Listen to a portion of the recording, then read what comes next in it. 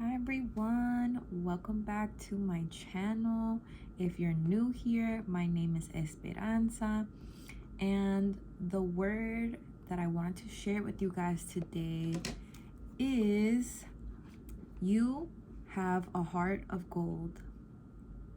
Right? So the message again is you have a heart of gold. A Bible verse that I wanted to go ahead and read is 1 Samuel chapter 16 verse 7. Okay, and it says, "But the Lord said unto Samuel, Look not on his countenance or on the height of his stature, because I have refused him. For the Lord seeth not as man seeth. For man looketh on the outer appearance, but the Lord looketh on the heart."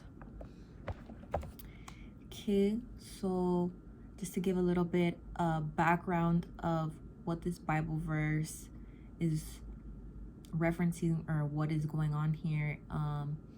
Basically, Saul, the current king of Jerusalem, has been disobedient to the Lord. And so God sought to go ahead and replace Saul behind his back without him knowing. So he has the prophet Samuel go out and anoint a new king. Okay? And so Samuel goes ahead and goes to Jesse, I believe it is Jesse's household, right? That's David's father, to go ahead and anoint the new king. And David has other brothers and sisters. There's like a fly or a gnat going around in this video. Okay, I killed it. I killed the gnat. I don't know why that's in my room. So, like I was saying, basically, David was the youngest brother out of, I believe, 8 brothers. Okay, so Samuel went ahead and saw David's first brother and immediately thought or saw the oldest brother and immediately thought, this has to be the new king, right? Because I guess he was tall and he was handsome. And so Samuel was like, okay, let me go ahead and check with God and see if this is indeed the new king. And God basically said no, and basically rejected all of David's brothers, right? To the point where Samuel was just like, okay, is there anybody else? Like, do you have any other sons? And basically David was the person counted out. He was the person counted out. His father didn't even really suggest or mention David until, Samuel asked, is there anyone else? Is there anyone else? Do you have another son? Because it's not any of these. It's none of these other sons that you have. It's not these, right? And then, sure enough, whenever, David is sought for, the Lord indeed confirms that David is the anointed one. David is the one chosen to be king. And so, where am I going with this? The Lord saw David's heart. And this is why David was chosen as king. And later in David's history, right? David basically helps Saul, right? Saul is tormented by an evil spirit.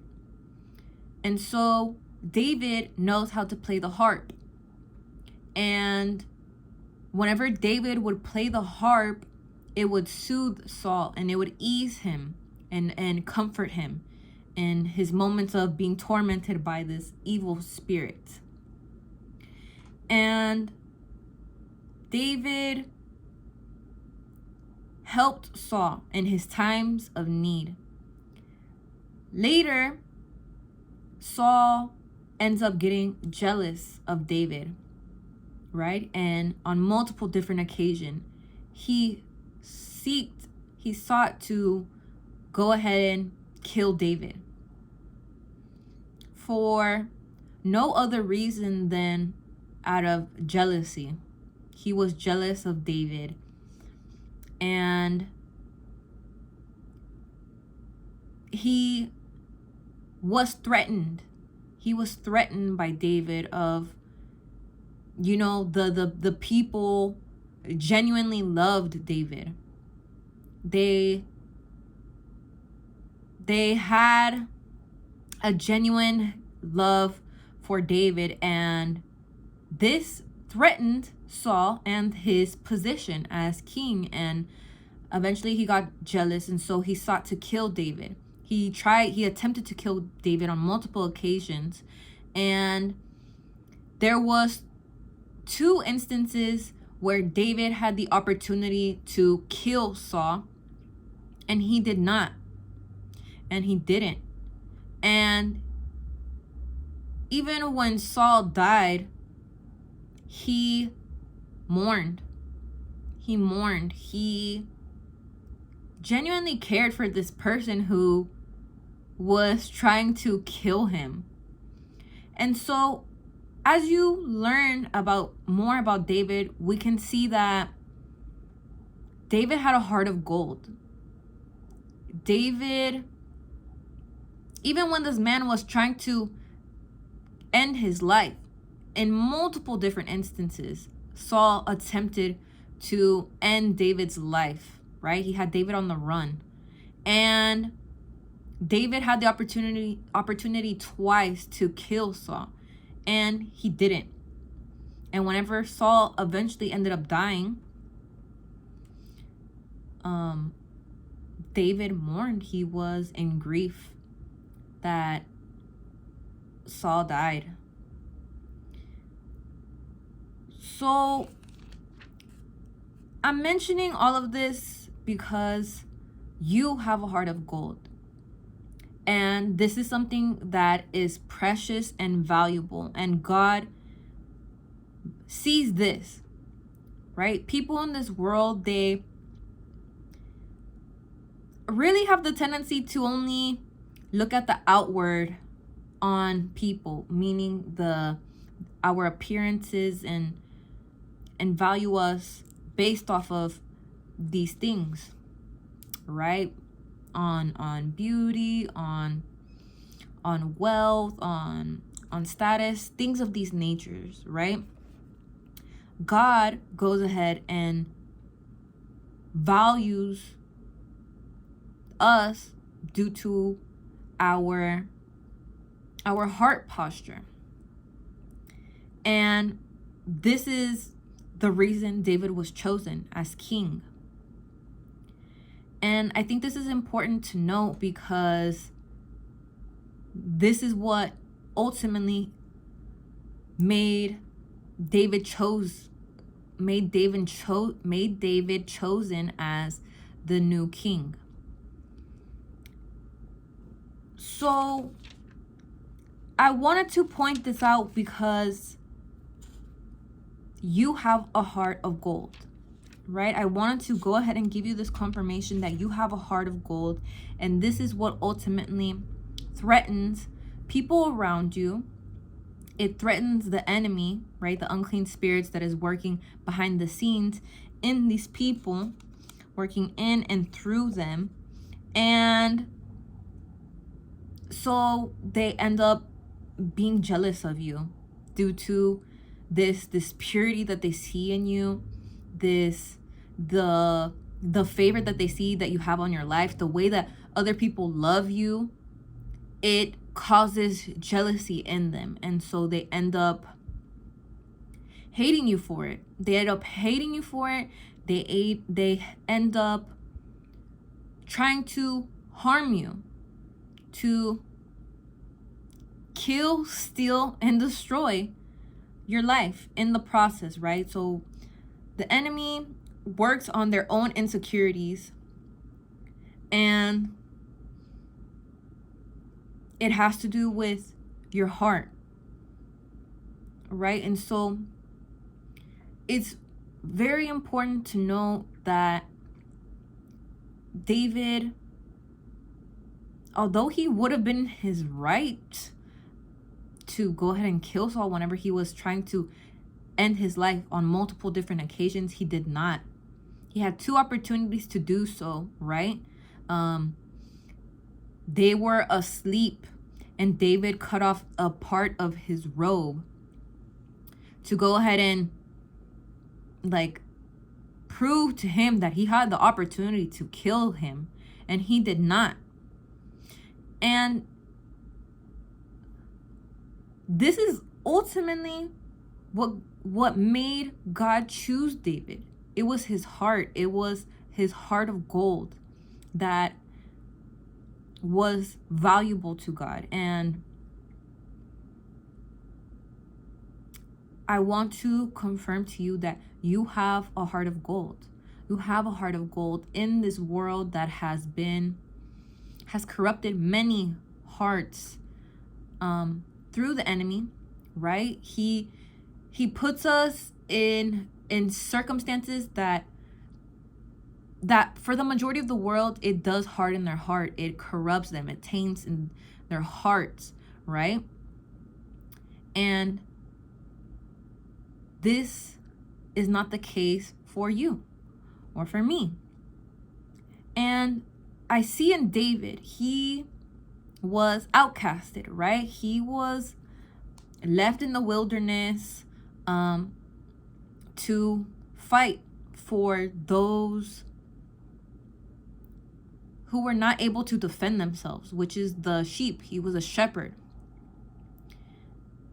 And his father did not even consider him for the position as king.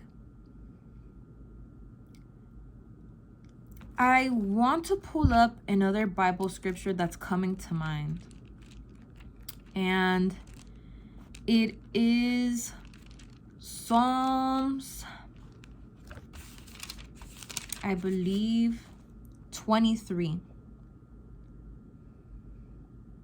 It's Psalms chapter 23, verse 5. And it says, "Thou preparest a table before me in the presence of mine enemies. Thou anointest my head with oil. My cup runneth over." So David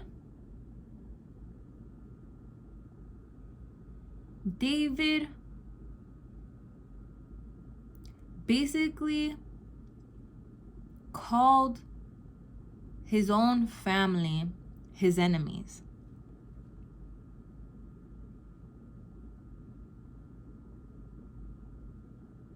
David called his own family his enemies. And it's important to note that, because your enemies can be of the same household, right? The same people that you've helped in the past, the same people that you possibly live with, right? These people completely disregarded David as king. They didn't even consider him for the position. And yet he was the one that was chosen due to his heart of gold that God saw before any of this ever happened with Saul, right? And I think it had to do with how David was a shepherd and he was spending his time protecting sheep who are not able to defend for themselves, right? He was helping the defenseless. A shepherd's job is basically to protect and guide sheep because they are pretty much like defenseless. Like if they fall over, they can't get back up, things of that nature. So David was defending these sheep from bears and lions, and God valued this in David. He saw his heart of gold, something that this world did not value, something his own family members did not value in David, right? They completely overlooked David. They outcasted him. They disregarded him. They did not even consider him for the position. So I want to note and say that it is important to not let this world taint your heart, to not allow all of the malice or the hurt people try to inflict on you to cause you to change your heart posture, right? To change the good qualities that you have on the inside of you, which is what ultimately matters to God, right? Another thing that's coming to mind in this moment is when Jesus was crucified, right? In his last moment, when these people were crucifying him unjustly, he was an innocent man who did not deserve to be crucified. He prayed to the Father and he said, "Father, forgive them, for they know not what they do." Even though Jesus was being persecuted while he was an innocent man, he did not deserve this persecution that he was receiving, the crucifixion that was determined or led on his life, which led to his death. He prayed for those who truly did not even deserve it. Did not even deserve it. You know somebody else that's coming to mind in this moment is Joseph. Joseph was thrown into the pit, right? His 12 brothers were jealous of him. They sold him into slavery. Why? One reason has to do with his father gave him a coat of many colors, right? So his father favored him out of his other brothers. He had 11 other brothers, and Joseph was the favorite. Okay, and then God gave Joseph a dream, and out of excitement, I think it was due to excitement and possibly just pure, maybe curiosity, like maybe wanted to talk it out loud. He brought it up that he had a dream that I believe like the stars, the moon, and everything was bowing down to Joseph, including his dad and his brothers. And so they were like, basically in their head, they're like, over our dead body, that's about to happen. So they wanted to kill Joseph, and ultimately they ended up selling him into slavery instead. They sold him into slavery. So he ends up in a prison due to another woman. It was Potiphar's wife who wanted to sleep with Joseph, and Joseph rejected her, and then she claimed that he raped her or attempted to rape her. And so he was thrown into prison. Okay. And in the midst of all of this, he is still, right, still being a decent person, right? He didn't try to sleep with another man's wife. He's just working on his craft and skills. He's whenever I say that, in the prison, there were individuals who had dreams, and Joseph deciphered them. And so basically the moment came about where Pharaoh needed somebody to decipher his dreams. Okay. And ultimately, Joseph was the last one to receive the call, but he was called upon and he was able to decipher the dreams. And due to being able to do this, Pharaoh put Joseph second in command in all of Egypt. And so the time came around where there was a great famine, right? And so Joseph's brothers ended up having to go to Egypt to ask for food, right? Because due to Joseph deciphering a dream, he was able to decipher Pharaoh's dream, which was about there being 7 years of like prosperity and then 7 years of famine. And so during the 7 years of like prosperity, they saved enough food to be able to survive this famine. Okay, so people from all over were coming to Egypt to get food due to this famine. So eventually Joseph's brothers ends up going to Egypt to ask for food. And Joseph was there, right? He recognized his brothers, but his brothers did not recognize him being second in command in Egypt, and many years passing by. And so I'm assuming he looked older, and he was, I'm thinking, dressed to the nines. He's second in command in Egypt now, second to Pharaoh. And Joseph had the opportunity to go ahead and have his brothers thrown in prison, or he could have rejected their request for food. He had the opportunity to do a lot of things, but he did not do this. Joseph forgave his brothers. He forgave his brothers for what they did. And Joseph said something pretty profound, which I want to bring up that Bible verse as well, where Joseph says, I believe it's Genesis chapter 50 verse 20, and I just want to pull it up real quick.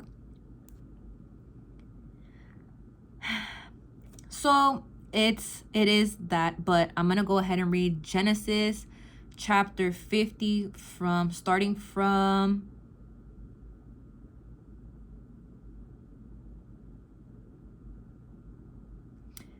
Genesis chapter 50 verse 18. And it says, and his brethren also went and fell down before his face, and they said, behold, we be thy servants. And Joseph said unto them, fear not, for am I in the place of God? But as for you, ye thought evil against me, but God meant it unto good.